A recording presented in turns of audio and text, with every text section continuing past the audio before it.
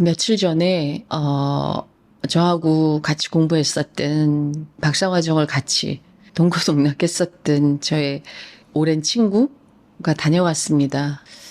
근데 명퇴했더라고요. 그리고 오셔서 이제 차 마시고 밥 먹고 하는데 참 재밌는 얘기를 했어요. 회사 다닐 때 출장도 참 많이 다녀봤는데 외국에 가면, 특히 유럽에 가면 어떤 장면이 인상 깊냐. 머리가 백발인 노 부부가 서로 마주 앉아서 그윽하게 쳐다보면서 테라스 카페에서 커피 마시는 모습을 보면 그렇게 보기 좋더라. 근데 그게 꼭 어느 한 쌍의 이야기가 아니라 대다수의 사람들이 그렇게 살더라. 굉장히 부럽더라. 근데 대한민국 안에는 그런 풍경 보기가 좀 어려워. 그냥 어디에 앉아도 서로 핸드폰 보기가 바쁘고 그렇게 노인들이 그윽하게 서로를 쳐다본다? 부부끼리? 그건 뭐 거의 본 적이 없는 것 같아. 이런 얘기를 하셨어요. 아주 젊은 시절에 설악산을 올라가는데 어느 노부부가, 머리가 하얗게 새신 노부부가 서로 손을 잡고 올라가는 모습을 보면서 그 뒷모습을 보면서 저렇게 늙고 싶다 이런 생각을 했는데 요즘은 참 그런 모습 보기도 어렵지 이런 얘기를 했어요. 그래서 제가 이렇게 얘기했습니다. 지금 대한민국은 가족 해체의 시대에 접어들어갔잖아. 가족 해체야. 대한민국에 가족이라는 게 존재하나? 가족은 존재하지 않는데, 가족이라고 하면 밥도 같이 먹어야 되고, 가족이라고 하면 서로 의사소통이 돼야 되고, 싸움을 하더라도 그 싸움이 골이 깊어지면 안 되는 거고, 서로를 이해하려고 끊임없이 대화해야 되는 거고, 그런 게 가족 아닌가? 가족이라고 하면 상대가 그럴 수도 있었겠네라고 이해해야 되는 게 가족 아닌가? 그런데 왜 나한테 이러지? 왜 나한테만 그래? 이런 피해의식에 쩔어서 서로를 비난하고 이러는 게 가족이라면 대한민국은 이미 가족이 해체됐는데 제가 이런 말을 했습니다. 왜 해체됐을까요? 급속도로 경제가 성장하면서 우리가 교육도 너무나 실용주의적인 교육, 뭔가 교육의 효율성, 인풋 했으면 아웃풋이 나와야지. 내가 사교육비 이렇게 썼으면 당연히 서울시내 10개 대학은 가야 되는 거 아니야? 당연히 입시준비는 강남 가서 해야지. 이러한 것들. 이렇게 자녀 교육이 단순히 대학 보내기 그 이상도 이하가 아닌 그런 시대를 우리가 살았습니다. 경제가 급속하게 발전하면서.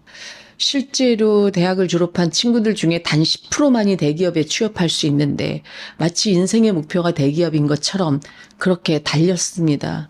그중에서 전문직을 뺀다라고 그러면 대다수의 대졸자들 중에서 대략 70% 정도는 대기업에 못 가고 전문직이 아니고 그런 삶을 살아야 되는데 마치 그런 삶을 살면 인생의 실패자가 된 것 같은 그런 분위기 속에서 대한민국은 길고 오랜 시간 버티고 왔습니다.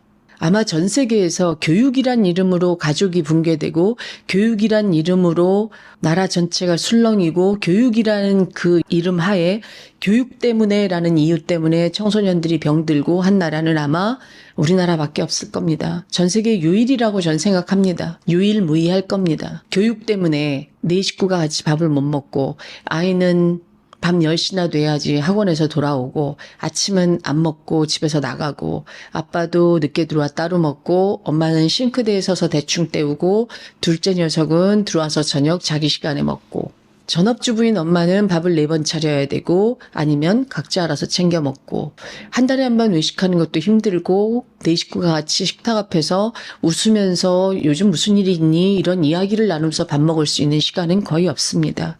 이미 대한민국은 가족이 해체됐습니다.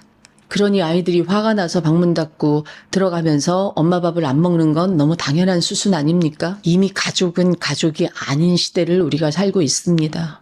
그런데 가족을 먼저 회복하시라고 제가 그렇게까지 열렬하게 말씀을 드리는데도 여전히 어머님들은 학교만 가면 된다고 얘기하십니다. 학교만 가면.